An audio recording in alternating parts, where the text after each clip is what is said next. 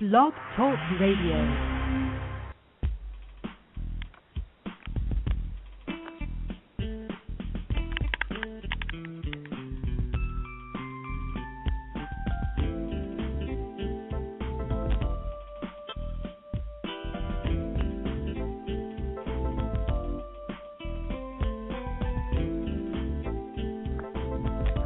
Hi, everyone, and welcome to Franchise Interviews, where for over 4 years we've been asking the entrepreneurs who own one. I'm your host, Marty McDermott, with my co-host, Don Johnson. And if you've ever dreamed of owning your own business, then you've come to the right place. We have a great show today. We're meeting with Miroslava Marinova. And Mira is the Senior Research Analyst for Frandata. And Frandata is an independent research company that tracks and analyzes the franchise industry. Well, Frandata recently released the Franchise Compensation Report for 2011. And this year's report provides the largest and most representative set of information since Frandata started tracking franchise compensation 3 years ago. And that's coming up on segment 2 of Franchise Interviews. So stick around because we got a great show.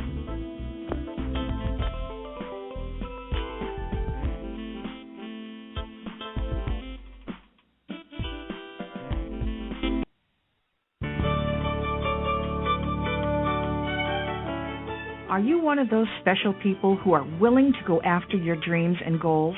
Are you ready to fulfill that dream of owning your own business with the security of a proven brand? The opportunity to take control of your future and own a Rita's Italian Ice franchise is within your reach.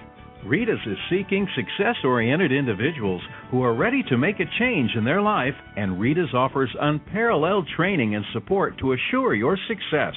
And did you know the frozen treat industry is a recession-proof industry, and there are Rita's in 23 states currently with 540 stores open. Rita's Italian Ice has been around for 25 years and is listed as a top-performing franchise by the Wall Street Journal. Now here's the really good part. Rita's Italian Ice is a unique and amazing taste treat. It's smoother than a snow cone, and it combines ice with real fresh fruit. The real fruit adds dramatically to the taste, and it comes in over 40 flavors. The ice and fruit are mixed on site and made fresh daily, and it is delicious. You'll want to know more about this exciting and successful franchise opportunity. Go to www.ownaritas.com and get all your questions answered.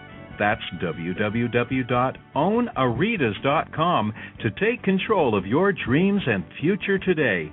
You don't want to wait any longer to be a part of this adventure. www.ownaritas.com.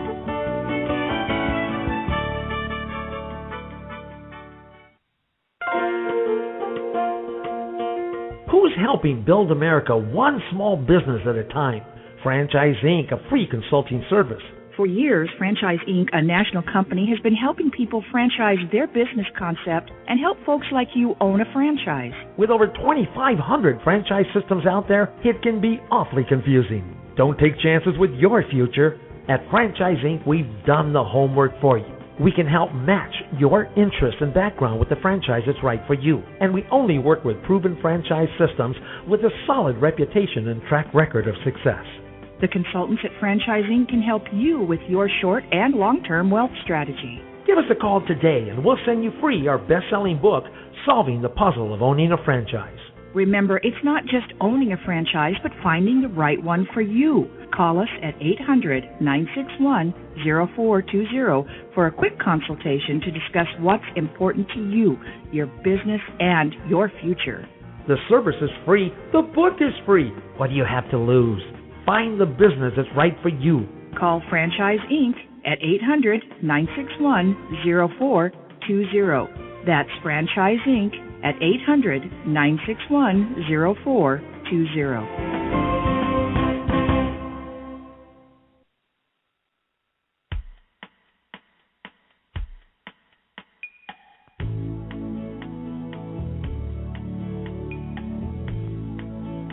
Hi, everyone, and welcome back to Franchise Interviews, where we're asking the entrepreneurs who own one. I'm your host, Marty McDermott, with my co-host, Don Johnson. And if you've ever dreamed of owning your own business, then you've come to the right place. And today's show is being brought to you by Franchise Times Magazine. Franchise Times is the only magazine that targets both franchisors and multi-unit franchisees, and is a must-read for anyone looking to buy a franchise. How you doing today, Don? Welcome back. Hey, I'm doing great this week, Marty. How about you? Good, same here. It's finally warmed up in Pennsylvania, Don, so I'm very happy about that. You know, I kind of see traces of spring, I guess you could say. I don't know if I'm being a little anxious, but and I know we got spring training coming up soon, don't we, for the Yanks? So yeah, they started pitchers and catchers. I know this past weekend that a nice little benefit for a young girl in my hometown. Unfortunately, who's going through some issues, and the family has medical bills, and they had this bake sale with. Also, people can bring all their old and used sports equipment that they don't need anymore. Wow. The money can go towards that. So, you know, we bought some bats and balls, and they had baked goods, and bought Ryan a new baseball glove. So I was starting to think of springtime myself a little bit. That's good. It's amazing. I mean, the baseball season, it goes so long, it seems like, you know, when you get to the World Series, you know, and then it comes around so fast, you know. It's, right. You know, and my dad is a big fan, like yourself, with the Yanks, you know, and he watches all the games, and he's one of those diehard fans because he's from the Bronx, you know, so he's excited. Right. Once spring training comes, his mood changes, you know, so yeah, it's always my about that. Top sport. I played it in high school. I've been a Yankees fan since '74, so I always look forward to it as well. That's the same with me. I guess you and I going back. You know, I always remember the Yanks the first time in '76 when they played. I guess it was the Royals in the playoffs. I don't know if you remember that. And then it was the Reds. I think in the World Series, and I think the Reds killed them. But that was like kind of like my first memory of baseball. That was interesting because the Yankees hadn't been in the World Series for like a while. It was something. Well, since maybe 1962, maybe, and then. You know, we're not too far apart in age, so I always remember that Chris Chambliss homer against the Royals. That was amazing. To win it, and it doesn't happen anymore, but years ago, fans would storm the field and jump on and the take field, grass and stuff like that. They don't allow that anymore, but, yeah, it was really a good childhood memory. It was, yeah. It was one of my best childhood memories, one of my first memories of baseball, because I remember my dad making me watch the game because I think he must have been at work or something like that, you know. And speaking about baseball, it was funny because we almost had Ronnie Deutsch on the show last week, and Ronnie was supposedly she was a phenomenal softball player, and I think you were going to challenge her to ground balls or something like that, which would have been interesting. But you know, we did have Matt Ritchie on the show. He's the executive vice president, and Matt was terrific. Of course, so I was glad we could have him. And if you missed the show, Ronnie Deutsch is a professional tax corporation. They're the nation's largest tax resolution law firm. They've been helping their clients resolve their tax liabilities well over 20 years now, and they've saved their clients millions of dollars along the way. In 2009, Entrepreneur.com listed Ronnie Deutsch Tax Center as one of the fastest-growing franchise companies in the country, Don.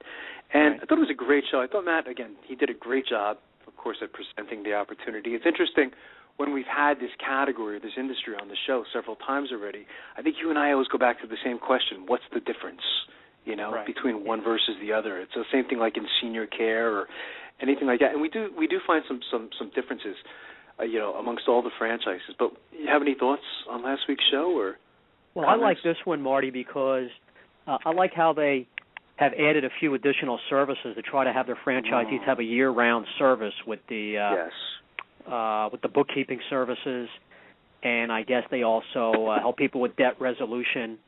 And the fact that they give franchisees flexibility, that sometimes they can keep their existing business they had. Maybe it's an accountant who maybe wants to add a Ronnie Deutsch tax center, so that franchisee can have multiple income streams, or can because some franchise systems are very strict that you just have to do their service, and that's it. I guess Ronnie Deutsch will allow them to maybe add and have some additional type services, which I guess will make the franchisee feel comfortable. But something that always made me nervous about this type of industry is it being, you know, just any type of seasonal business kind of scares me. So that's why I was so intrigued about Ronnie Deutsch, the fact that, and you know, I'm sure the taxes are their biggest income, but the fact that they can be open year-round, offer other services, that's why probably if I had to go into this industry, I would probably heavily lean towards Ronnie Deutsch. Well, Matt said something. He said something interesting, Don. I mean, you have access to, like, you know, it's a very, very personal information, you know. So, I mean, if you see that someone's making $30,000 a year and you ask the question, you know, or you see that they have significant credit card debt, well, that kind of gives you an indicator that, you know, this is a person who might need counseling, you know, on that type of service, you know. So that information could be very powerful. You know, and again, it always made me a little nervous having a seasonal business as well. So it is nice to see that the doors are open all year round. You know, it's interesting when you know, you always ask the question, you know, characteristics of successful franchisees, or what kind of franchisees are they looking for? And they're kind of looking for someone who's outgoing. You should probably perhaps have a business-to-business background, I think. Of course, you should be hardworking. You know, I always like how the franchisors are very honest and they say, look, this is going to be very hard work, particularly in the beginning. You know, there's going to be a lot of learning and everything like that. So, yeah. So I think you did a great job. I know the IRS is kind of cracking down, so I think they're making some tax preparers now. I guess take classes. I don't know if they necessarily have to get a license or something like that, but I think it's California and Oregon. I suspect that might happen eventually. You know, usually things happen in California first, kind of trickle over to New Jersey, you know. But so a lot of interesting tax changes in the tax industry as well. Yeah, I guess that's a good part about being part of a franchise system. Mm-hmm. Just always, absolutely. You know, it's tough to sometimes keep on top of everything in your industry, especially if you're in an industry where there could be changes yearly. So you don't want to, and you know, when you're helping with people's taxes, you know, you want to maximize what their return can be. You do. It's amazing, Don. A lot of people don't know this. I mean, when you think of like the tax industry, you think that it's, you know, you just think of the big three, and the majority of tax preparers out there are, I think it's about 70% mom and pop operations, if you can imagine that.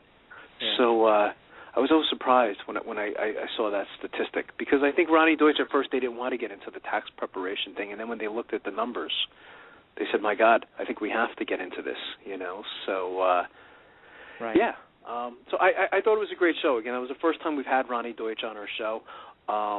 You know, and again, we'll follow them. I have a feeling that these guys are going to continue to grow. You're going to see a lot more Ronnie Deutsch tax centers in our particular area, and yeah, so we'll have them back like anything else. Yeah, definitely. So what do we got going on today, Don? I know we have an interesting show today, don't we? This is something a little different for our listeners, so I know you and I are excited about this. Yeah, we have a senior research analyst with Frandata. Her name is Miroslava Marinova, so a little bit of a tongue twister, but yeah, maybe we'll call her M&M. I think she goes by Mira. Yeah, it's a great name, isn't it? It's you know, I'll have to ask her the background of her name. And Frandata, wow. I mean, I think you and I are very familiar with Frandata, of course. You know, I mean, how many times have we referenced them? How many times do you see them in articles and journal articles and all sorts of? They're everywhere, aren't they? I mean, they really are the experts. They have a great reputation. Darrell Johnson, the owner. I've known him for years. See him at the shows, and you know, we help each other as best we can. Well, that's your brother. That's not fair, right? It's not my brother. How many Johnsons have we spoken to since we've been doing the show? It's amazing. You know, Lynn Johnson, Kevin Johnson, Darrell Johnson, Don Johnson. Yeah. So many Johnsons. You know, it's amazing. But yeah, no, I mean, they do have a great reputation. You know, and this is the first time. It's amazing that we're actually having them on the show. I say, what took so long? You know, so you know, yes, we got some interesting topics. I'm sure it's real interesting for our listeners. So we're looking forward to having her on in a few minutes. Absolutely. You had a couple interesting announcements, I guess, and an article that we needed to discuss before we bring Mira on segment 2. Yeah, well, I mean, we just want to remind people, Marty, about FranchiseWorldRadio.com, that our show is on besides Blog Talk Radio, and we're excited about FranchiseWorldRadio.com. It's the franchise industry's first radio station to the franchising industry. Still in, of course, internet radio. So that was probably, you know, surprised that no one else had started that. And what's interesting is that even like Frandata or any franchise system or anybody associated with the franchise industry can have their own show. And I think we've said it before. I mean, if you and I can do this, anybody can. Well, that's true. Again, we still make our share of mistakes after 4 years of doing this, But right. It's pretty easy, Don. I mean, technically, all you really need is a phone to call into the studio. It's that simple, And if you have a passion about something, there you go. That's it, Right. It is that simple. Not to simplify the whole thing, because again, you and I have our shows sometimes where we struggle a bit, But overall, it's been amazing. It's been fun. And Internet radio is growing so much. It's still the fastest form of radio growth, and it's in a national, international setting, and it's a good way to further broadcast and just market your brand and franchise, and it's just another way to find potential investors and franchisees who can hear about it. There's all kinds of show topics people can have. So, big plans for Franchise World Radio. It's amazing, too. If you look at our first show, I think our very first show that we did, I think we had maybe, I don't know, I think it was 80 or 90 listeners. And I remember you and I being so disappointed. I said, oh, my God, 80 or 90 listeners, And right. you look back at the last couple months and thousands of listeners to our radio show all over the world at this point, Right. And it took us a long time to get to that point, but you do get there, though. It's just kind of like the volcano just explodes, right. And now it's amazing. A lot of times, on our switchboard, we still have dozens of people call in onto our show, and we don't take callers, and we have people coming into our chat room, and we've been trying to acknowledge all those people that come into our chat room recently, trying to ask questions and things like that. Right. To our guests. It's been tough, but it's amazing when I look at the switchboard, Don, and I say, oh, my God, these people have a question, and, we just don't take callers because we never know who's on the other line. But, again, we've been doing this now for a while. We have a couple hundred shows, and I'm sure part of it is the state of the economy. And unfortunately, a lot of people out of work, and people have to decide what they want to do with their life, and a lot of people looking at owning their own business. Right. And franchising is a big part of that. And I have an interesting article here, Marty, the Wall Street Journal by Richard Gibson, Help from the Inside. Nobody knows how to run a business better than somebody else running the exact same business. I like this article because it just further entrenches the, what's so powerful about franchising and why I feel your success rate is higher. It says franchisers across the country trying to get their franchisees to tap into a valuable resource, each other. Owning a franchise brings challenges that other businesses don't face, but it also comes with a support network other entrepreneurs don't have. Franchisees can lean on peers who sell the same goods and services, deal with the same cost structure, customer base, and vendors, and face the same rivals. It's a chance to learn which strategies work and avoid costly mistakes. For franchisers, building links between owners is a chance to strengthen their brands and foster a we're-all-family attitude. Some companies of all sizes are urging their franchisees to help each other out. They're holding conference call and conventions, setting up mentoring programs, and sending in veteran owners to help newcomers or struggling outlets. Yeah. And it says better communication can pay immediate dividends. A holiday gift card was such a sales booster for an Elements Therapeutic Massage franchisee that the entire company adopted it and increased revenue by 85% in December 2009 from a year earlier, the company says. Wow. Isn't that amazing? I mean, it's one of my favorite aspects of franchising. I mean, again, there's so many reasons to go into one. There's a lot of reasons not to go into one. But this is definitely one of my favorites, Don, is the sharing of best practices. The example that you just gave is a classic example. And there's hundreds of case studies just like that, that we've referenced on the show throughout the years, of the sharing of best practices. A lot of these great ideas that you're going to get are going to come from the franchisees, not always necessarily the franchisor, and it's like you say, it's kind of like joining a family, or a club, I've heard some people put it that way, and in most cases, the franchisees are willing to share their best practices. I mean, why wouldn't they? Well, it's in their best interest. It's in their best interest. Say you join a franchise system and they have 75 franchisees. I mean, you're sort of, sure you get the training and the help from the corporate office, but you're also gaining kind of, you're gaining kind of mini partners because all those other franchisees are there as a reference point. Of course, they want to see you do well. The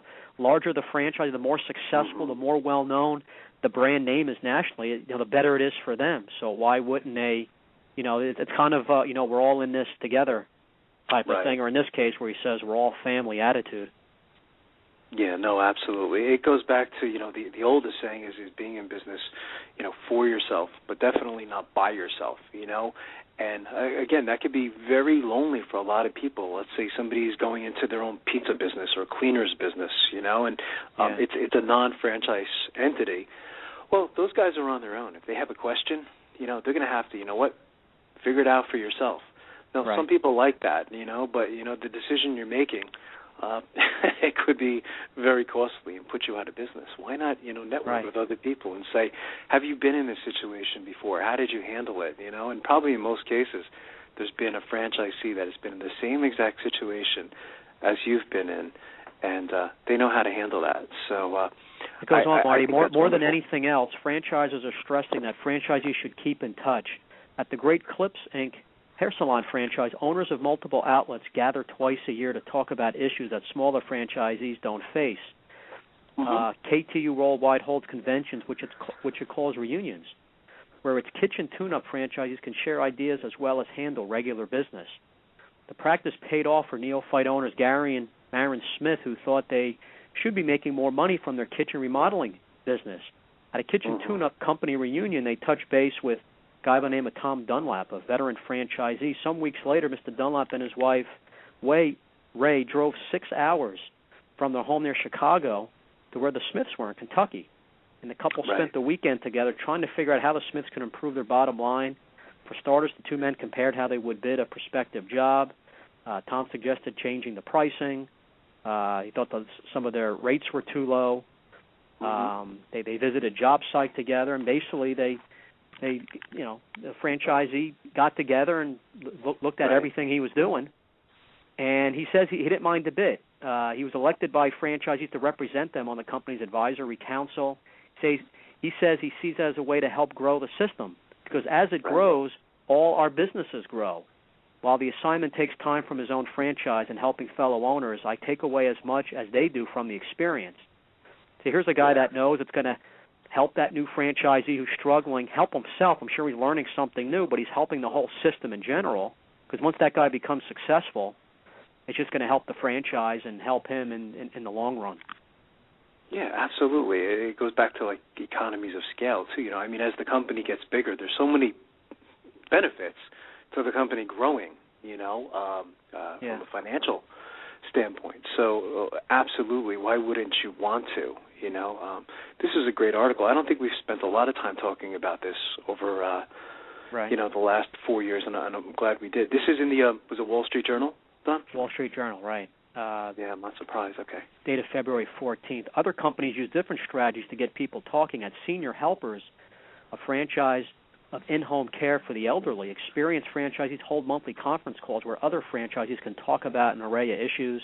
The calls are taped for those who can't participate. Another popular option, internet message boards. We find that franchisees are extremely frank in what they post. Some companies encourage mentoring situation. Kitchen Tune-Up, for instance, beyond holding reunions where franchisees can touch base, they also try to match up new franchises with experienced operators in their area. And recently, Great Clips expanded into the Northeast. The company dispatched old hands to assist new franchisee. If a franchisee gets into trouble, the company sends in employees to help find solutions. And here's something else. To be sure, sometimes taking even simple steps to boost franchisee contact isn't easy. Among the problems Jack Kilt felt when taking over as president and CEO of H1 Auto Care, I guess Honest One Auto Care, an auto maintenance franchise, is that franchisees seldom talk to each other. So he takes over a company and sees the franchisees barely speaking with each other because prior management hadn't encouraged discussions. So he said everyone kind of fended for themselves. So he runs management initiatives and ideas by an advisory board. So he kind of revamped that whole thing, and things are better. So it's important communication and taking advantage of the system you've built up. Yeah, and I'm sure that some franchise systems are better at this than others. Wouldn't you agree, Don? I'm sure there's some out there that just have really got this down. And it might be even, as I'm thinking as you're reading this article, another question that you might want to ask is, as a prospective franchisee, is do your franchisees, meet frequently? Do they share in best practices? And again, I like the whole aspect of being able to record the conversation. So if you miss it, you're out on a job, you can go back and listen to it again, or listen to it twice or three times, whatever it may be, using the technology that's provided to us today, So absolutely. And you can see people are trying to call in, and our switchboard is full, Don, and we got people in the chat room. So why don't we do this? Let's take a quick break. I see that Mira has called in, Don, so we'll take a quick break, and we'll be right back with more franchise interviews. Good job, Don. Thanks.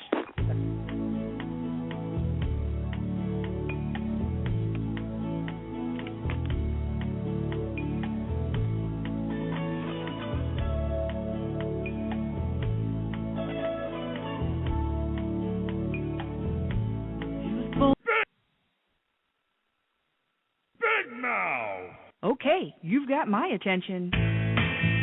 It's a rare event in the world of franchising when an opportunity comes your way that can and will thrive in almost any economic environment. It's here, and its name is Big Mouth Advertising. Big Mouth. BMA is a leader in the exciting world of mobile media advertising. Why is mobile media advertising able to defy the economic cycles? The answer is obvious. In times of economic weakness, advertising is crucial for survival as the consumer dollar is scarce and the competition fierce. What is mobile media? It's the newest and fastest growing segment in the advertising world. Mobile media brings the message directly to the consumer. Mobile media goes to the consumer in traffic, where he eats and where he plays. It quite simply cannot be turned off or thrown out. And when you join the Big Mouth team as a franchisee, you are joining the best. The Big Mouth advantage is simple and successful. We invest in a strong infrastructure and in great people. As a franchisee, you have access to this entire system, including telemarketing, sales maximization, general and administrative support, design and creative services, even billing and collection services. All you need is a mobile media vehicle, a driver, and the willingness to create a financially sound and limitless business for yourself. There are no long-term leases to sign, no expensive build-outs, no office personnel to hire. You will be part of the Big Mouth advertising community and share its entire website and reception services, as well as its complete back-office services. This virtual office guarantees you the freedom to close those sales that will make you a success. We are so proud of our successes that we have voluntarily disclosed our revenue statements. Now, how many other franchises are doing that? Even in these historically rough financial times, Big Mouth Advertising has become a dominant force in the mobile media industry. Join the Big Mouth team and take the first step toward financial freedom. Please call Ron at 888-98-GO-BIG. That's 888-98-GO-BIG. Big Mouth! Need a business loan? Talk to Diamond Financial Services, the experts in franchise financing nationwide. Whether you're looking to start a franchise, acquire an existing franchise, or expand your territory through opening new locations, Diamond Financial stands by your side start to finish. From pre-qualification to packaging and presenting your application to securing a financial commitment and through the loan closing process, Diamond Financial is there. While you're waiting, thousands of others are making their financial dreams come true. Don't wait any longer. Pre-qualify now by completing a confidential, no-obligation financial analysis. Let's face it, traditional banks just aren't in the business of financing small business. At Diamond Financial, we specialize in securing franchise loans from $100,000 to $3 million and equipment leasing up to $150,000. Let us help you get started. Go to www.franchisefunding.net or call 877-508-2274. That's franchisefunding.net, 877-508-2274.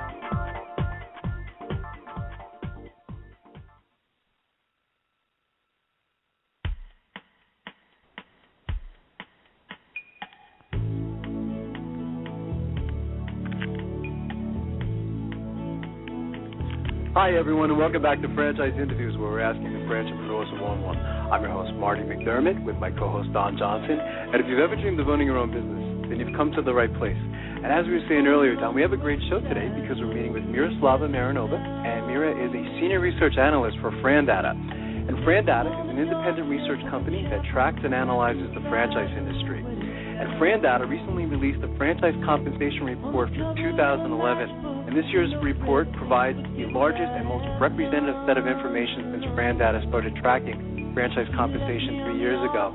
Good morning, Mira. How are you doing today? I am doing great. Good morning. How are you? Oh, I'm doing well, Mira. Thanks for calling in today. Mira, joining us is my co-host, Don Johnson. And I know, Don, you wanted to say good morning to Mira? Yeah, thanks for coming on, Mira. Good morning. We're happy to have you on. Like Marty and I said the first segment, we're surprised it took us a few years to have your company on. You guys are so well known. Yes, we are. Thank you very much. It's our pleasure to be on your show. Thanks, Mira. I thought we could sort of, the show, Franchise Interviews, has grown exponentially over the last 2 to 3 months. We have lots of people in our chat room, lots of people calling in, and they're new to franchising. For our new listeners, how would you define franchising? I thought that would be a good place to start. Sure. And I think I heard that already on your show, so I will reconfirm that we often say in franchising that franchising is to be in business for yourself, but not by yourself. Yeah, and what this means is that as a franchisee, as an entrepreneur who is becoming a franchisee, you are your own boss. However, you buy into a business that is already established, that's already a proven concept that has been out there for a while, and you receive all the benefits of this.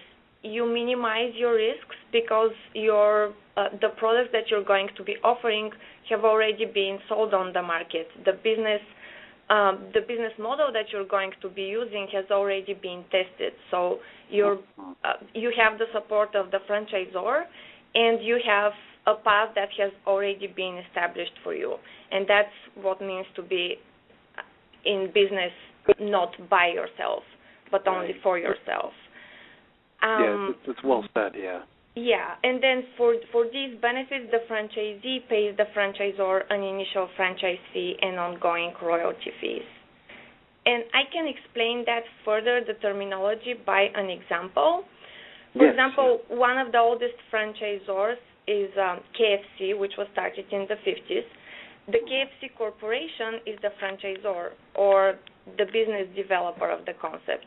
The KFC Corporation grants entrepreneurs the right to own and operate a KFC business, which uses KFC trademarks and trade secrets and is based on the KFC system model and operations. So the seller of the concept is the KFC Corporation, which is the franchisor, and the buyer is the person who operates the KFC fast food restaurant, and that's the franchisee. And I think really the beauty of franchising is that as an entrepreneur, you can start a business in any sphere that you're interested in, because at this point, franchising is present everywhere.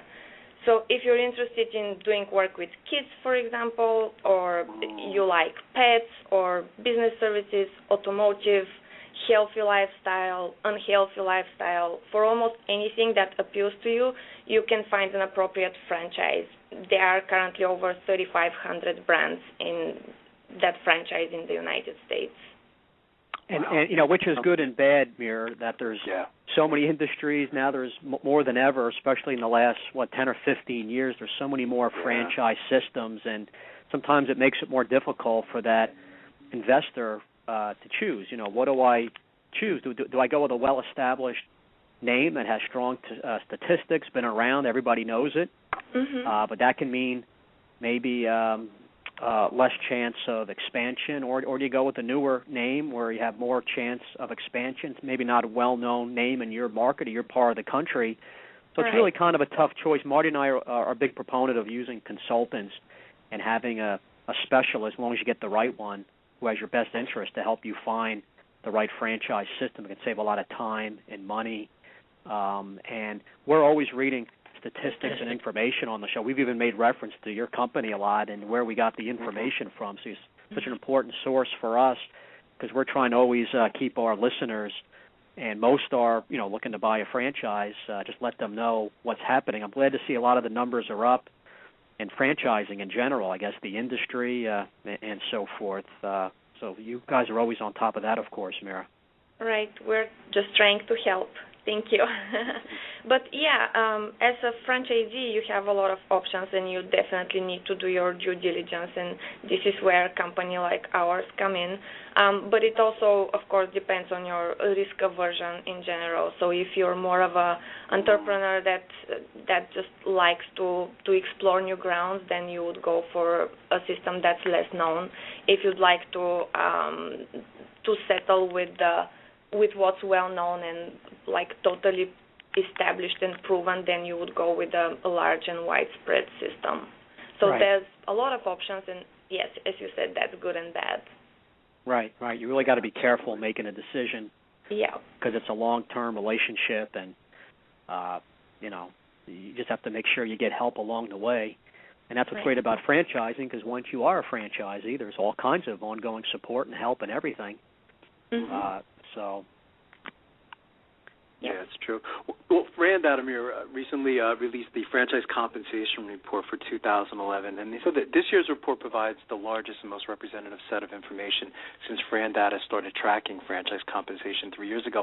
I know you actually worked on the report, so I was thinking, who better to answer the question? What provoked the study, and how did you guys decide to do it? Yes, I was very happy to work on the study myself, and we started doing it in 2008, and as you said, this is our third report. We produce one every year since then. We decided to engage with the franchise compensation study in response to questions with which leading franchise companies started to approach us a few years ago. They expressed the need for salary information for specific franchise functions that weren't available in reports by the employment industry. So, for example, information about franchisee training. These are the people responsible for providing initial and ongoing training and support to franchisees. Or compensation about site selection people, who are the people who help identify and secure a good location for the franchise business. All of this information is unique for franchising and is not tracked by employment industry reports. And the report aims to help franchisors on two levels. One is it helps hiring managers because it contains job descriptions together with salary information, and those job descriptions help hiring managers make decisions on what the responsibilities of those specific functions should be. Then on a second level, it helps executives benchmark their overall company compensation against that of similar brands. For example, similar brands in terms of unit size, in terms of industry. The report breaks down the data into those separate categories that you can benchmark your performance into. And who participates, Mira? We invite over 1,200 franchise companies, which represent over 2,000 different brands, to participate in the survey, and about 10% of that audience sends us the data. So it's 1,200 franchises, and how many different industries? The industries are probably over 30 of them, maybe even more. Yeah.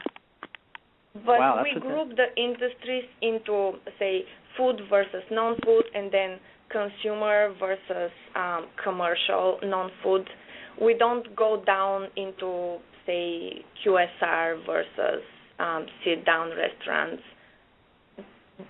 we are starting to do that in the next years, but until we receive enough information to make meaningful comparisons about very specific industries, we're going to lump the data together into larger categories. So that franchise system, getting this data, being able to be competitive and trying to hire the best people and give them a competitive salary and not underpaying, not overpaying. Absolutely. And I guess that's a trickle down to maybe helping the franchisees. I guess the stronger your franchisor system, the better people you have. Of course, it's human nature. If you feel like you're well paid and you have great coworkers, it's going to trickle down to how you manage and how your system is, and that's going to be better for the franchisee. Absolutely, yes. If you work with happy and satisfied people, this is going to reflect on everything that your business does, and of course, this is going to reflect on your franchisees as well. Now, in your study, Mira, did you look into the internet radio industry and talk to the executives and co-hosts? And how come we weren't in that study? I am sure that we invited radio franchises as well. Yeah. I am not sure whether they submitted enough information for your separate category. No problem. We're feeling a little insecure. We'll try harder for that next year. All right. Good. Well, Don and I, Mira, we're most interested in if you can tell us, the average CEO salary. If you could provide our listeners with that information, we're kind of guessing. We don't have a clue. Yes, of course. That's everybody wants to know what the big guy is making, right? Yeah. So the average salary for any position, but especially for CEO, is a more complicated question than it sounds, of course. Across all brands, the average CEO total compensation is about $340,000. Okay. However, and this is what makes our report truly valuable, it allows franchisors to look beyond a single generic number and relate the data to the more specific situation of their company.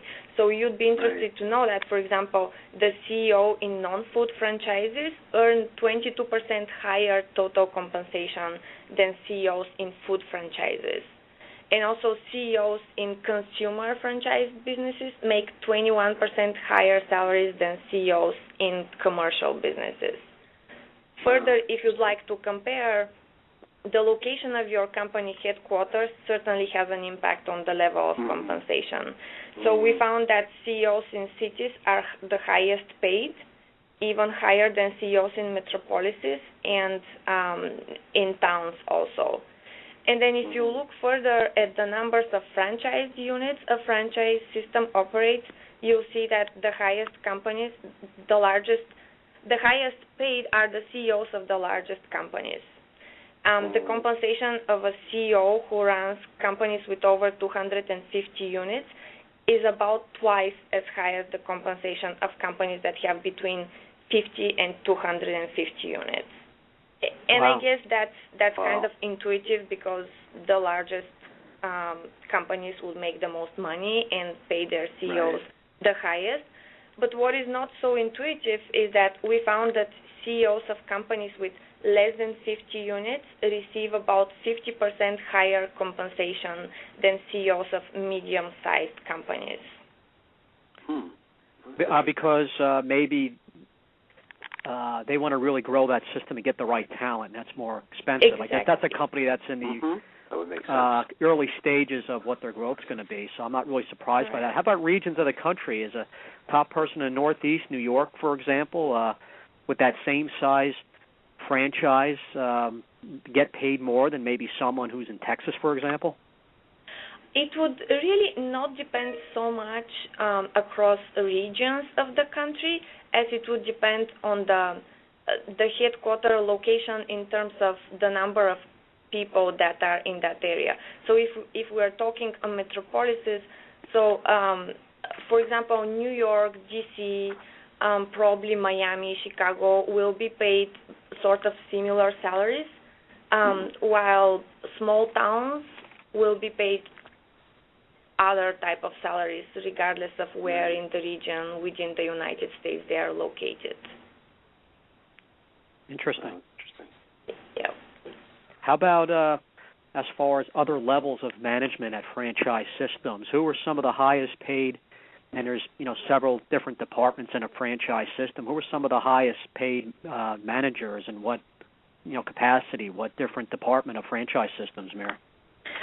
So, of course, the C-suite is the highest paid. The CEO comes on top, and then the CEO's salary is about 50%. It's about it's in the 220K level, and the COO salary is somewhere there. So the CEO's total compensation is more than 50% higher than the total compensation of a CEO, CFO, or a COO of the same company. On other levels, the highest paid position is the lawyers. Apparently, franchisors do like lawyers. And the lawyer makes the highest salary on both VP level as well as management level. And that's consistent with our previous year's findings.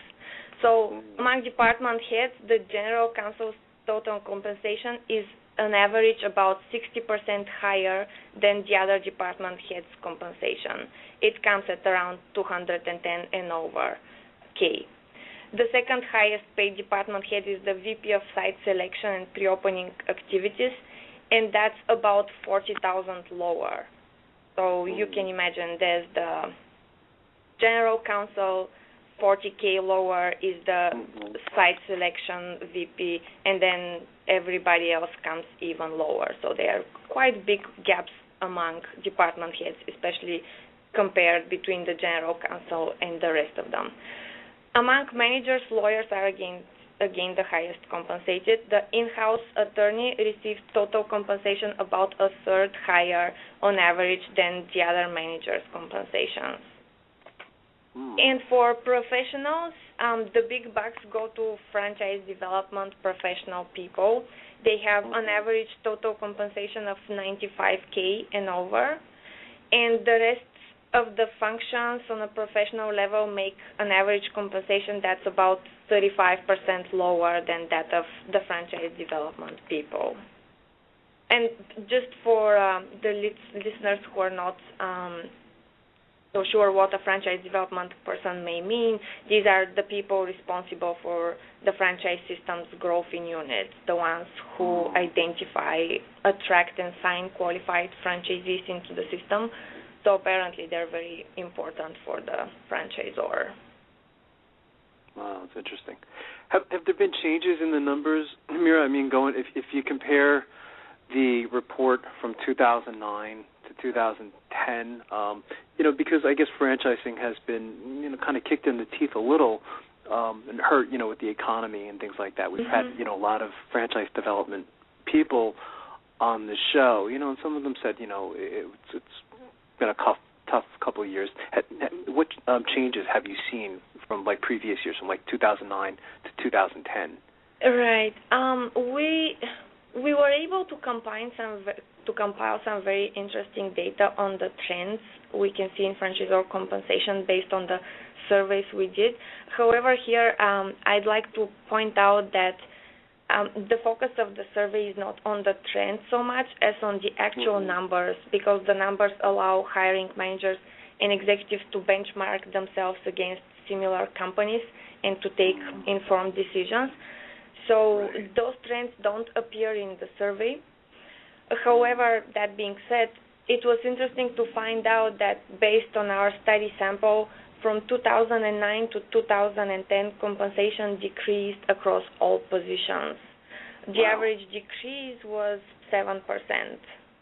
And this is in line with data we've seen from other surveys that compare overall compensation, because other surveys also show that salaries decreased slightly everywhere. So franchisors, I guess, as other businesses, are taking advantage of the job market that, as you said, has been soft throughout 2010. However, the good news is that while compensation decreased slightly, turnover rates improved during the same period. So from 2009 to 2010, it decreased from 15% to 10%. So that means that perhaps after the workforce adjustments that were done in 2009, the shrinking of the teams, franchisors are now closer to their optimal team shape and are perhaps confronting the weak economic conditions through compensation reductions. Yeah, that would make sense. It's interesting. Mira, we have to take a quick break. Can you stick around for another segment? Absolutely, sure. That'll be fantastic. We'll be right back with more franchise interviews.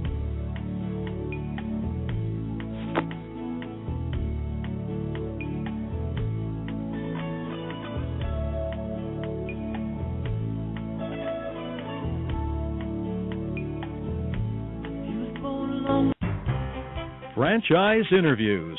For over 2 years now, Franchise Interviews has been giving you an up-close, behind-the-scenes look at franchising and entrepreneurship. Through our website, franchiseinterviews.com, where you can hear and read interviews as well as get tips from some of the most successful sources in franchising. And our weekly franchise radio show, where each week you get to hear a new interview with franchisors, franchisees, franchise authors, experts, and attorneys. And our free franchise newsletter, which is a must-read for anyone looking to buy a franchise. And don't forget to listen to our podcast, Great Quotes in Franchising. For more information, go to franchiseinterviews.com or call us at 610-905-2919. That's 610-905-2919.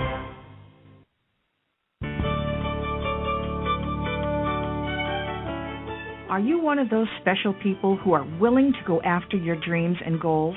Are you ready to fulfill that dream of owning your own business with the security of a proven brand? The opportunity to take control of your future and own a Rita's Italian Ice franchise is within your reach. Rita's is seeking success-oriented individuals who are ready to make a change in their life, and Rita's offers unparalleled training and support to assure your success. And did you know the frozen treat industry is a recession-proof industry, and there are Rita's in 23 states currently with 540 stores open. Rita's Italian Ice has been around for 25 years and is listed as a top-performing franchise by the Wall Street Journal. Now here's the really good part. Rita's Italian Ice is a unique and amazing taste treat. It's smoother than a snow cone, and it combines ice with real fresh fruit. The real fruit adds dramatically to the taste, and it comes in over 40 flavors. The ice and fruit are mixed on site and made fresh daily, and it is delicious. You'll want to know more about this exciting and successful franchise opportunity. Go to www.ownaritas.com and get all your questions answered. That's www.ownaritas.com to take control of your dreams and future today. You don't want to wait any longer to be a part of this adventure. www.ownaritas.com.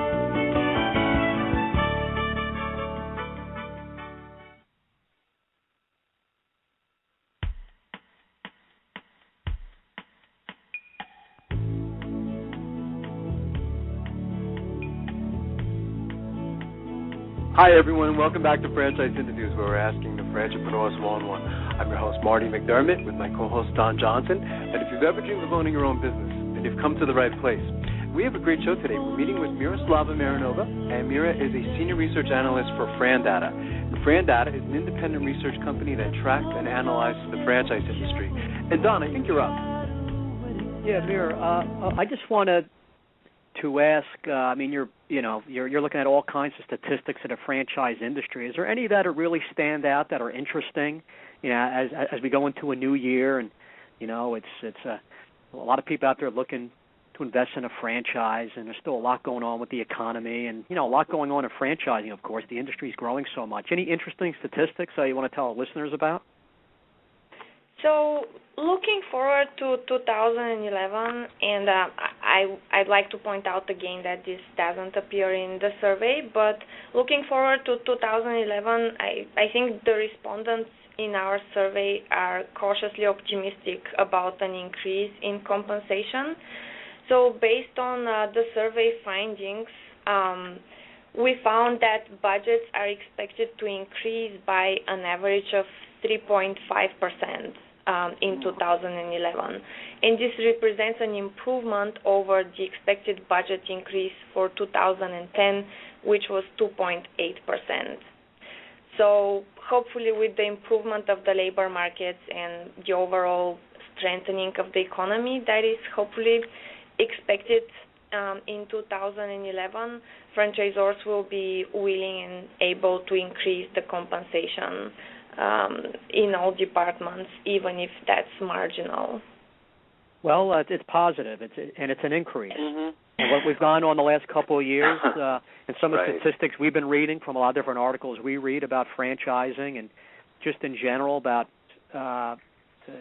franchise systems feeling more optimistic and plan on hiring or having goals again of how many new franchisees they want to add to their system. So, at least we're going in the right direction. Yep, I think so too. Absolutely. How does one go about getting the report, Mira? I mean, are there any websites they can go to, any numbers that they can call to get this information? We do have a lot of franchisors and people in the franchise community that listen to the show. We know that. So how do they go about getting the report? Oh, they can either order the report from our website, which is www.frandata.com, or what would be even easier for them to do is to call our direct number, and we'll be very happy to assist them. And our phone number is 703, that's the area code, 740-4700. That's great. And I know, Marty, from over the years, I've been able to forward a lot of franchise systems to Frandata. They have a bank credit report that's been so helpful, where a lender can review and the whole history of that particular franchise, the good and the bad. But it's helped us get a lot of loan approvals. I've been in business lending, as you probably know, Mir, for 11 years.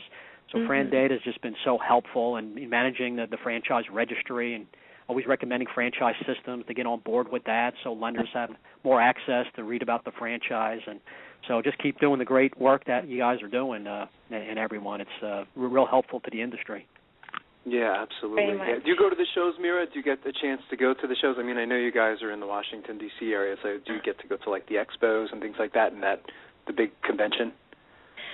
Yeah, I go to the D.C. show. I haven't been to other ones. I actually go to a couple of shows that take place here in D.C., and it's always very interesting to meet the people in the trenches, as we say, the franchisees, and then to talk to the franchisors that we do work for. And it's funny you mentioned the bank credit report, because this is a report that I work on extensively as well. It's one of my favorite reports, and it has proven to be very helpful so far, so that makes us very happy. Yeah, good work with that, yeah. Yeah, absolutely. I want to thank you again, Mira. You've been a fantastic guest, and Don and I would love to invite you back. We don't want to wait 4 years to have you guys come back next time. I would love to be back. You have an open invitation to come back on the show. It was a pleasure. Same to you. Thank you, Mira. Great job. Mira. Have a great day today. That was a great show, huh, Don? Yeah, she knows her stuff, and a lot different than our normal show, and it's just interesting to get those perspectives and those averages on salaries and things like that. It's fantastic. So again, Frandata.com for our listeners. We had a lot of people in our chat room this morning and people calling in, so that's where you can actually get the report. And for our listeners, go to franchiseinterviews.com, franchisefunding.net, go franchise.com, franchiseworldradio.com. Am I missing anything, Don? You want to give out your home address?